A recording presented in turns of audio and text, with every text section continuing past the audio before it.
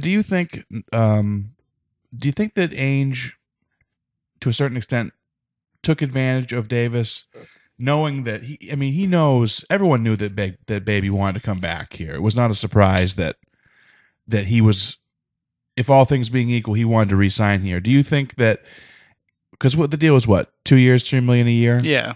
Do you think he probably could have gotten more elsewhere, and that perhaps they were just saying, "Well, look, this is our offer." Did they call his bluff? Could he have gotten more? Was it a hometown discount? Well, the Celtics said early in this offseason that they would match pretty much most of the offers that they felt Davis was going to get. I mean, I don't think they were thinking somebody was going to come at him with a $5 million deal. Okay. So they kind of knew that would be what the market was for Big Baby. Let's not forget. I mean, we're talking about a guy who really only discovered his jump shot, 3 months before the end of the season. Right, but he did average 16 points a game in the playoffs. That's not a season. That's still a significant. I guess I'm a little surprised that there wasn't more interest in him. I am too. I definitely am. I mean, I thought more teams would be looking for, first of all, somebody younger at that position. Yeah. So many of these championship teams are looking at aging guys to play backup power forward, and to get a young guy who's got a ring and who's shown he can play on that type of stage, I thought he would have at least more interest at that dollar level than he did. But that said, I mean, the Celtics were a completely different team. He may have scored 16 points a game. I don't know. I'm kind of undercutting my own argument here. They scored 16 points a game, but they weren't the same Celtics team. They were just another kind of good team that could score points and could play with you. But yeah, and he's not going to score 16 points a game now. But that's obviously he can. If he's proven that if you give him 30 minutes a game, he can score 16 points a game. And maybe they'll find a way to do that. But I mean, as of right now, here, no. Yeah, it doesn't look like he's going to be playing, much more than 18 to 20 minutes a game, which is fine because he's still really developing as a player.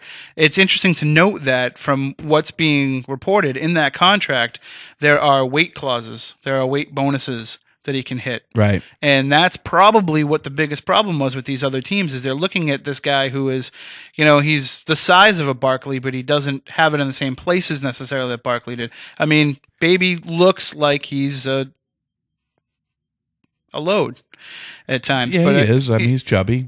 But in actuality, he's really not. I mean, not to get kind of gross here, but I've seen the guy with his shirt off plenty of times. Sure. I mean, I think his frame kind of belies the way that he is, and I don't know if teams are just worried that carrying that type of weight on that size frame is going to be a problem. But to me, I see no reason why you think. I mean, yeah, if he's a 30-year-old player, it's a problem, but at 22, 23, 24, I don't think it's that big of a deal. Well, they got to be excited. I mean, Celtics fans got to be excited because it seemed like the moves that the Celtics made earlier, it didn't seem like they were going to be able to re-sign Davis. So you kind of like, oh, that's too bad. We have, we got Rasheed Wallace, but we're going to lose Davis and Poe, and then they bring back Davis. So, I mean, who's got a better rotation at power forward and center than the Celtics do? Clearly, nobody can match. Well, Cleveland's pretty good up front. So is Orlando. Who's Cleveland got? So what's Cleveland? Cleveland's got Shaq, Z. Is he still there? I believe I thought they got rid of him. Did he sign elsewhere? I don't think so. Yeah. Do they still have Drew Gooden? Yeah. No. How about Danny Ferry? They still have Danny Ferry? No, Danny Ferry. No.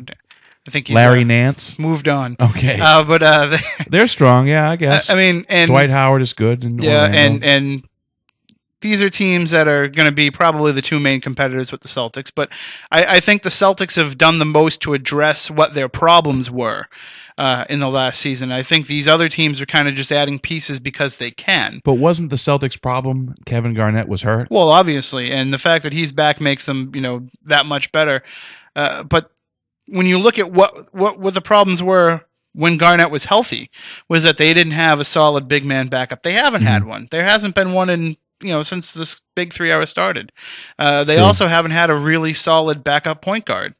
Yeah. And these are the two problems that they're looking to address. I wish they'd spent maybe a little bit more money at that point guard position than they had to. I'd rather see somebody good come in that position than to see Marquise Daniels come in, which, even though it hasn't been It's not official yet that they've signed Marquise Daniels, but it's interesting to note that Ainge did mention in the press conference the other day. He did talk about Marquise Daniels as if he was already a Celtic.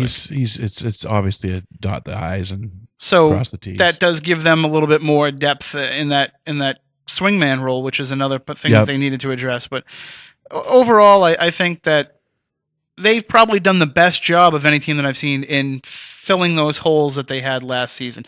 I know everybody said that Shaquille O'Neal going to Cleveland, it gives LeBron a number 2, and it gives them a more solid upfront presence than they've had in the past. But that's kind of one of those moves where they did it more for the fact that they can appease LeBron right now than anything. I don't know about that. I mean, getting Shaq's a good move. Yeah, I mean, certainly. I don't care if Shaq's 50. If he plays until he's in his late 40s, I'm still going to say if you have Shaq, good move. He hasn't proved us wrong yet. So, and then with Orlando, I don't know how I feel about that Vince Carter.